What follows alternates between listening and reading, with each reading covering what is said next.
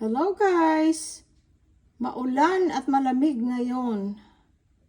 So, magluluto tayo ng may sabaw para mahigop natin ng mainit na sabaw. Gusto sana namin magluto ng sinigang, kaya lang walang gulay sa sinigang, so nilaga na lang. Ganun din yon, masarap at may sabaw na mainit. So, pinakuluan ko na yung beef ribs para maalis yung mga dugo-dugo, mga impurities. Kaya, ganyan na siya. Oh. Tsaka nagmamadali tayo, kaya i-pressure cooker na lang natin. Para makakain na dahil nga, busy kami sa pag-iimpake, maraming ginagawa. At tsaka in and out ang mga tao sa bahay namin. Dahil may mga bumibili ng mga binenta namin sa Facebook Marketplace at tsaka sa offer app. Kaya, ayun. So, lagyan din natin siya guys ng sibuyas. Maraming sibuyas. Tapos, kuha tayo ng ito. Beef, beef cubes. Pampalasa lang. So, ito lahat na sa isang isang lagayan na lang. Pero yung gulay, pwede mo rin ilagay. Yung mga patatas, pwede mo rin ilagay siya, Kaya lang, gusto ko, hindi malabog na masyado. Yung makokontrol ko yung lambot niya, kaya mamaya na lang. Konting asin, pwede magdagdag mamaya. Langga, gusto mo ba ng Ano ba yun? Nilalagyan mo ba ng pamintang buo? Oo. Pwede. Oh. Palagyan daw niya guys ng pamintang buo. Dahil yan, kinakain niya. Gusto niya. Konti lang.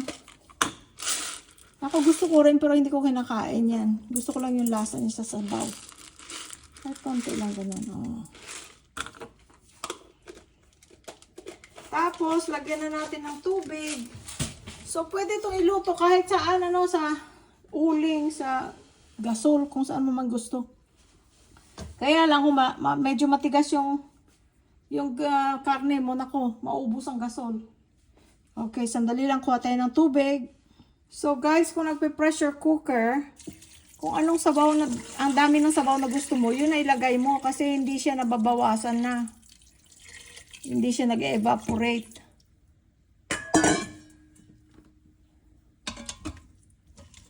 So, huwag mo masyadong damihan. Mamaya, pag binuksan natin, pag nilagay natin yung mga gulay-gulay, pwede nating dagdagan.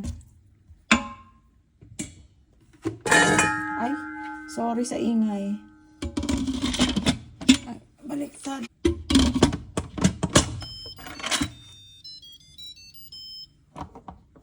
Itong may miss ko na hindi ko madala. Dahil kasi, 220 sa atin, 'di ba? Sa Pilipinas ito 110 lang ang kuryente nito. Pero may mga nakikita ko sa pwede ring maglagay ng ba 'yon? Transformer, pero matrabaho na 'yon. At kapag nakalimutan mo at nasaksak mo, masisira naman kaagad. So maghahanap na lang ako ng kung ano mang brand ang meron sa Pilipinas. Pero may nakikita akong may mga gumagamit ng instant pot. Kasi maganda itong instant pot dahil nakakagawa ka pa ng ng yogurt. Ayan, Nakagawa na ako, ilang beses akong gumawa. Masarap siya. At saka, at least walang preservative. Dahil alam mo kung anong nilagay mo. Madali lang. Pero gagawa ako niyan, ilalagay ko sa YouTube. Sa Pilipinas na siguro kung makakita ako ng instant pot. Kasi wala nang kakain dito. 2 na lang kami sa bahay, mga bata.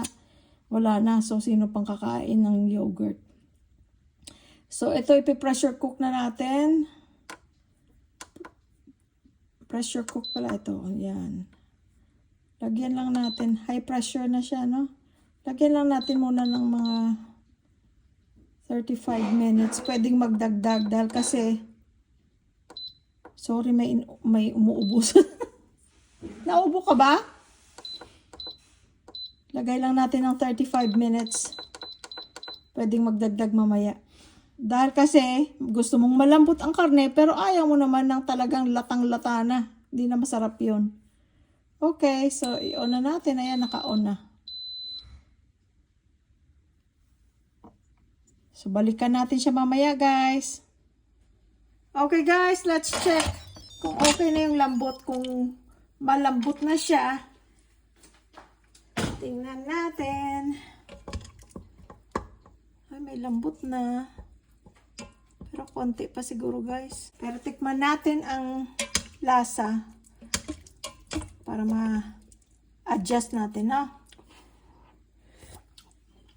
Sarap! Init! Ang sarap! Konti pang, asin, konti lang kasi maglalagay pa tayo ng gulay. Mga ilang minutes pa siguro ito. Okay, guys.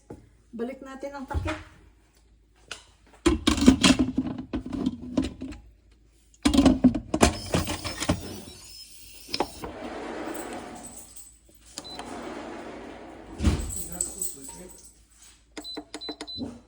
Huh? What? Is that still sleeping? No, he's in the bathroom. What are you cooking? Beef is what's for lunch. 10 minutes lang, guys. Okay? Beef soup and then ground beef. What kind of girl? Check ulit natin.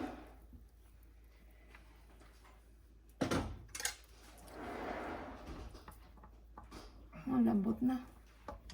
Malambot na. Lalagay na natin yung gulay-lay.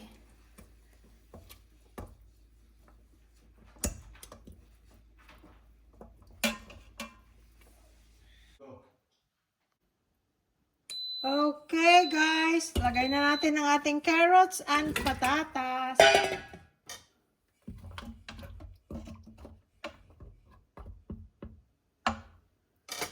Yung karne, malambot na pero gusto ko pang mas malambot pa. Pero hindi syempre yung sobra naman. Kaya mga 5 minutes siguro kasama na yung patatas at saka carrots. Perfect na yun. Tapos yung ating bok choy, sandali lang yun, mabasa lang yun ng mainit na sabaw, luto na yun. Tapos, Patis at kalamansi. Oh, sausaw daw sa patis at kalamansi. Oh my gosh. Ayan, hanggang ngayon maulan pa rin at malamig. Okay, guys. In between sa pagluluto, nakapagbenta kami ng ng 2 more things today. Little things, pero at least nabenta kaysa maitapon. May bumili. Fair price, mura. Baka magagamit ng iba, makakatulong. So, that's good. Yeah? Pag walang patis at kalamansi, hindi makakain nilaga. Pag wala daw patis kalamansi, hindi niya makakain nilaga. Well, may masarap kaming patis. Ito yung patis na ginagamit namin, guys. Lagi, walang dapat sponsor niya kami dahil lagi namin itong pinapakita. Dahil kasi napakasarap ng patis na to. Vietnamese na ang pangalan dito, parang mga Vietnamese na words. Pero sa Hong Kong, made in Hong Kong pala ito. So, sa mga pumupunta sa Hong Kong, hanapin nyo itong patis na to. Oh my gosh, ang sarap talaga. Ito ang pinakamasarap na patis na natikman ko. Tapos may sili yung sausawan. Okay, malapit na. Perfect na yung lambot ng ating patatas. At, kita ko sa inyo, guys, at saka carrots. So, lagay na natin yung ating bok choy. Kain tayo, guys, ng masarap sa maulan na araw. Ganyan lang. Gusto namin ng sinigang. Walang gulay pang sigang. Oh, ito na lang. Diba? Huwag hanapin yung ula. Para hindi ma-stress. Ganyan kami. It comes with age. Pag tumatanda ka na, pag nagkakaedad ka na, you choose your battles. That's what I always tell myself. Choose your battles. Piliin mo anong papatulan mo. Huwag kang ma-stress. Ayan. Konting kulo lang yan. Tapos na. Gawin na natin ang ating sausawan.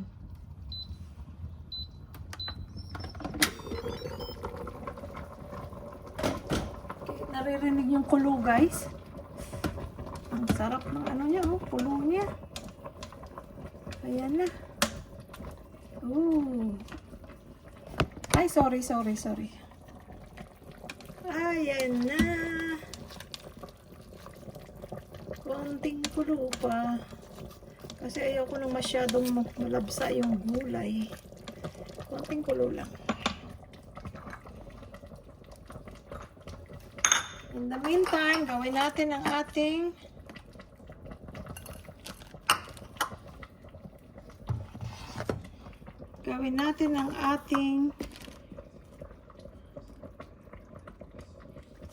sausawan. Gawin natin ang ating sausawan. Ito guys, frozen na kalamansi. Kunti pa.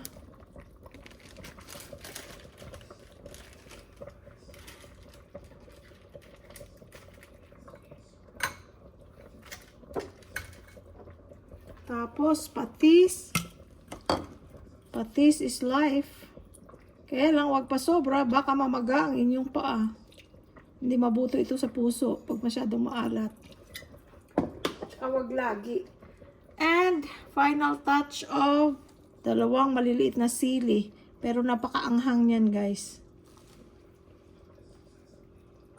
Okay, tapusin na natin ang ating gulay. Ayan na. Luto na.